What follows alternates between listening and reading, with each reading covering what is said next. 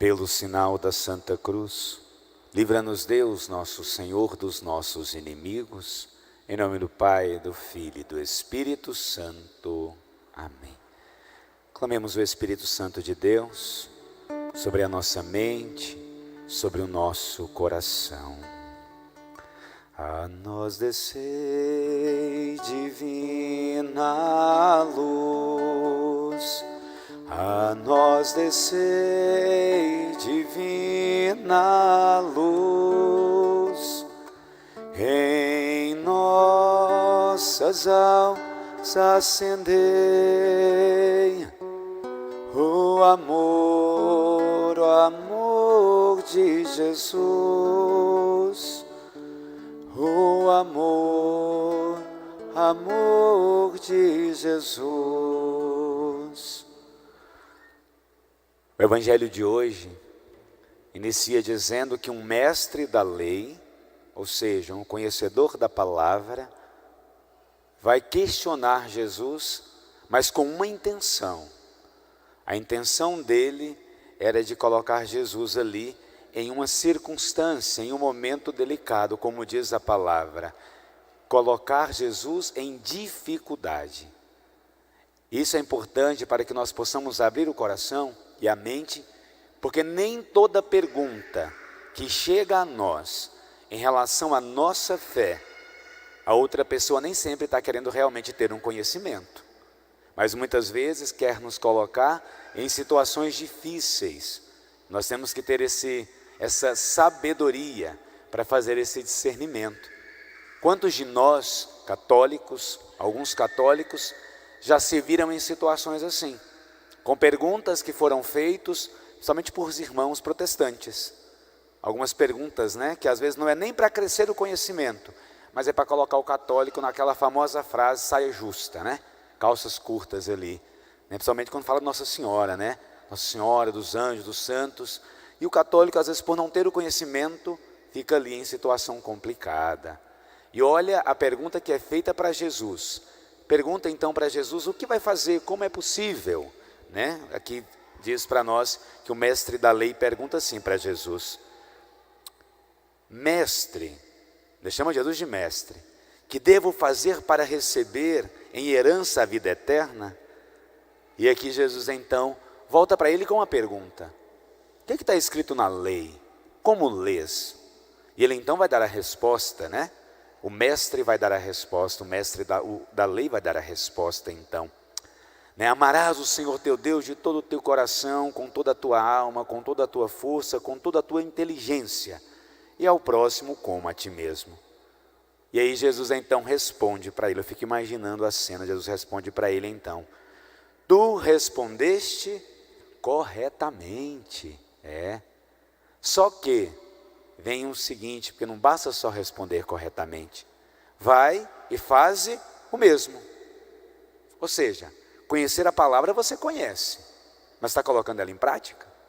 E é interessante porque nós vamos puxar na nossa mente que na palavra do Senhor, até o demônio conhece a palavra do Senhor. Padre, como assim? Só é lembrar lá quando Jesus é tentado no deserto. Não sei se vocês se recordam, mas quando o demônio vai tentar Jesus no deserto, ele vai usar passagens bíblicas. Tanto é que ele usa até o Salmo 90 e 91, que era o Salmo de exorcismo.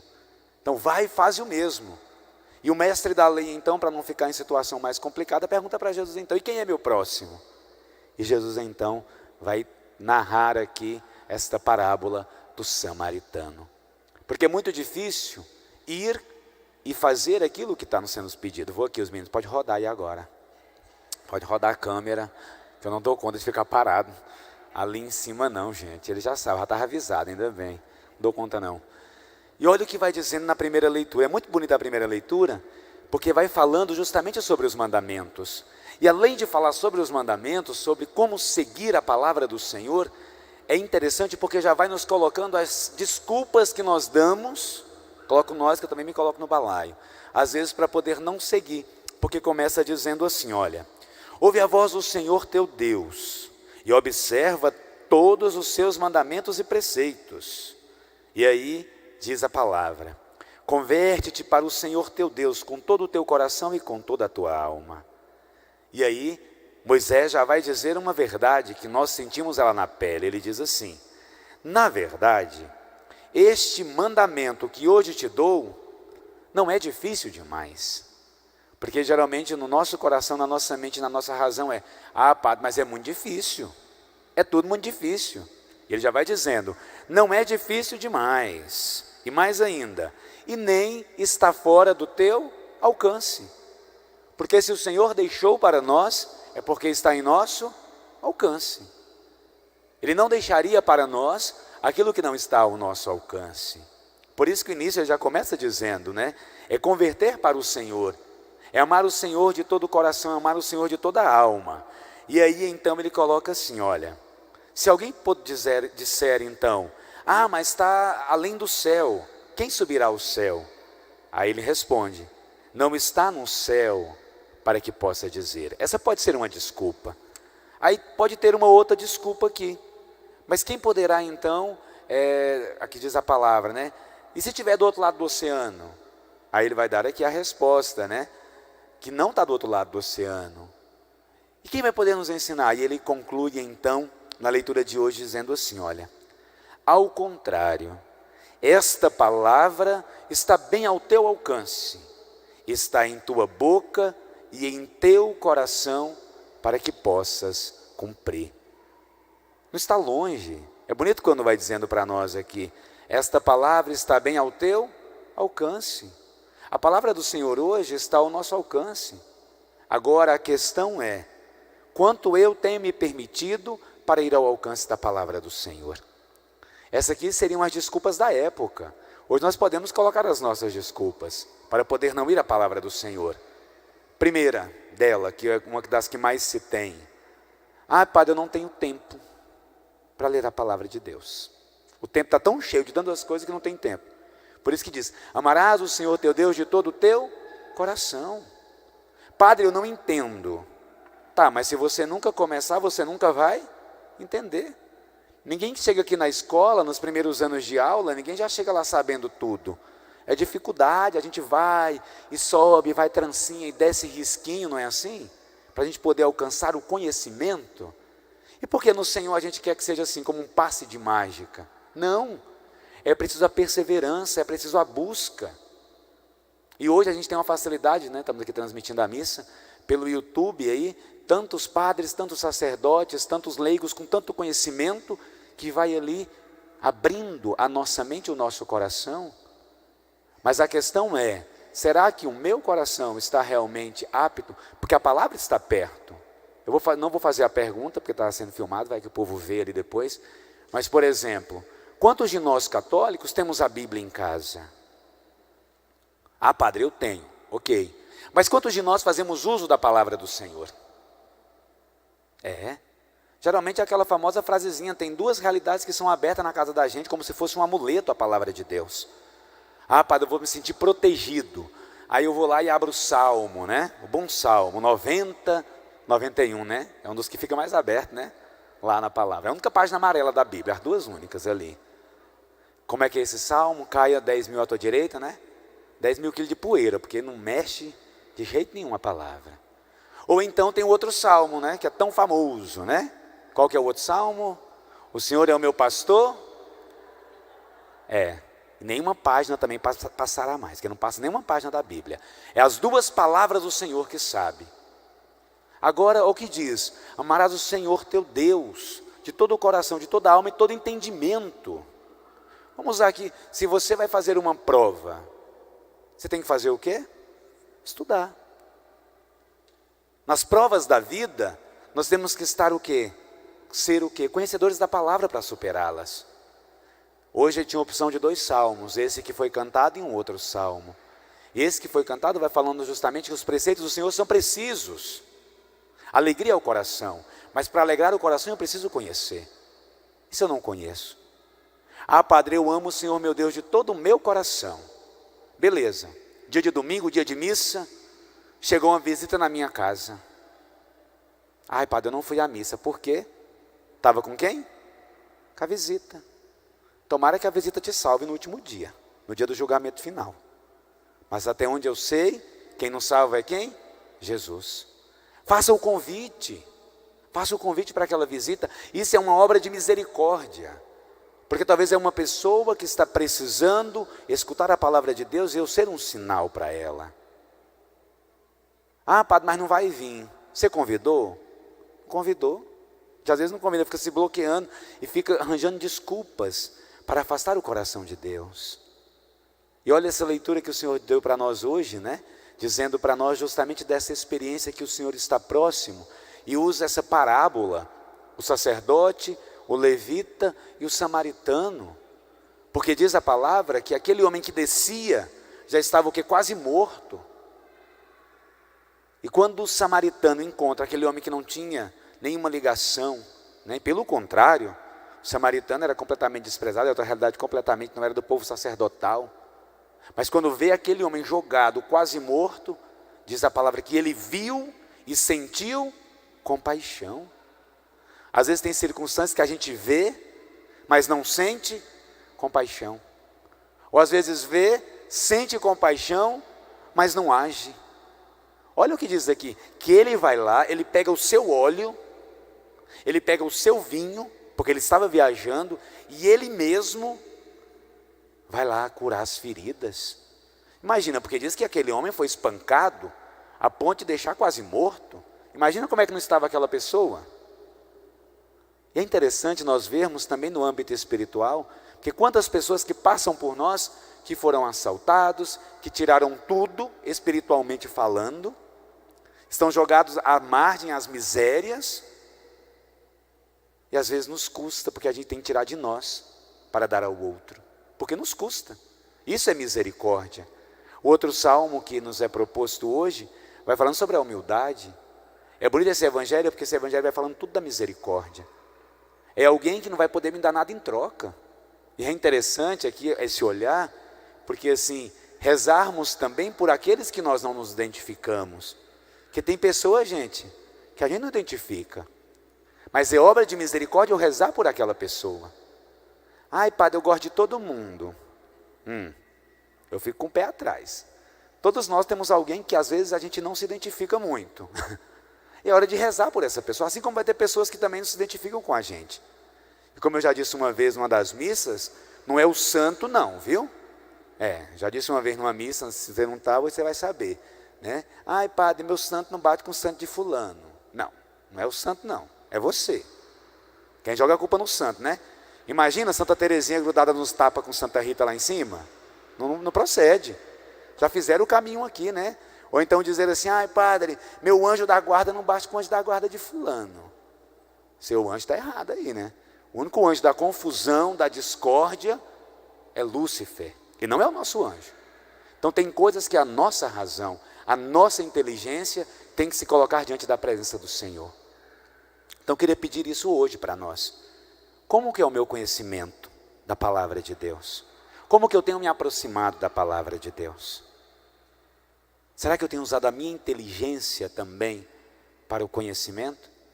E é interessante porque depois dessa discussão toda, Jesus diz de novo para o homem lá, para o mestre da lei, vai e faz a mesma coisa.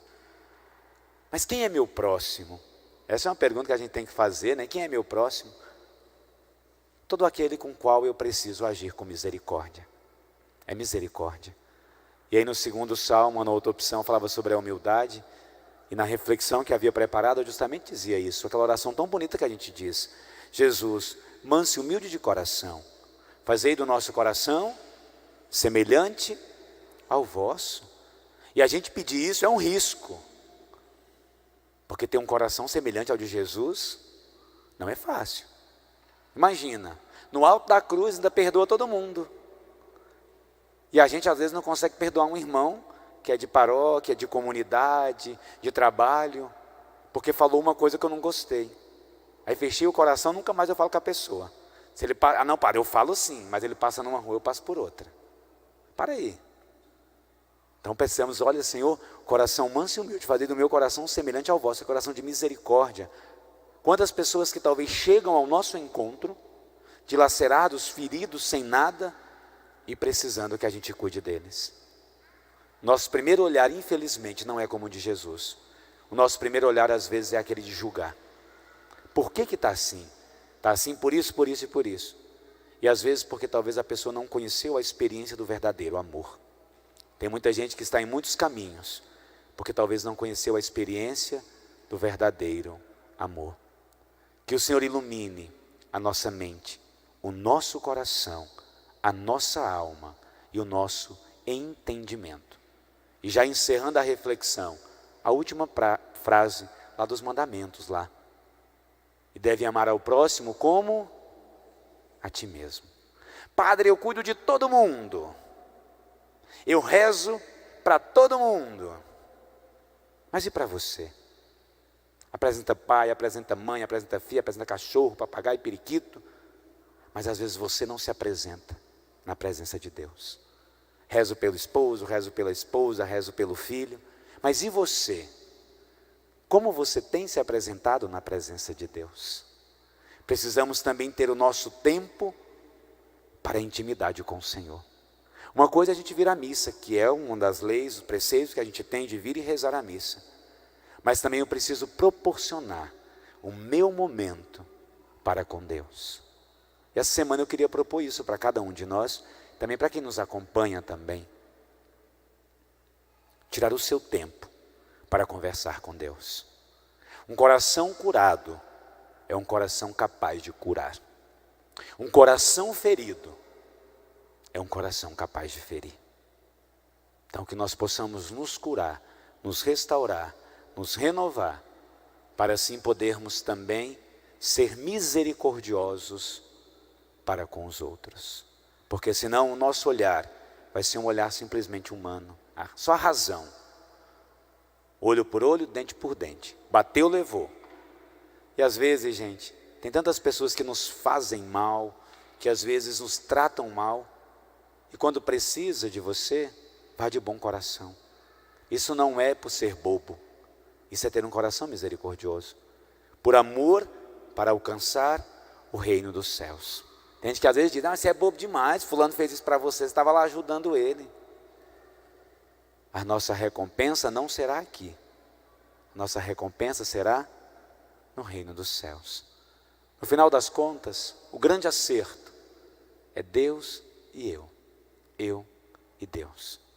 Amarás o Senhor teu Deus de todo o teu coração, com toda a tua força, com todo o teu entendimento. E encerro, só usando um exemplo muito claro assim, quando os casais começam enamorados, né? Hoje já tem facilidade de carro, bicicleta, mas antigamente quando morava longe, né? Às vezes andava tanto para poder ver o bem, né?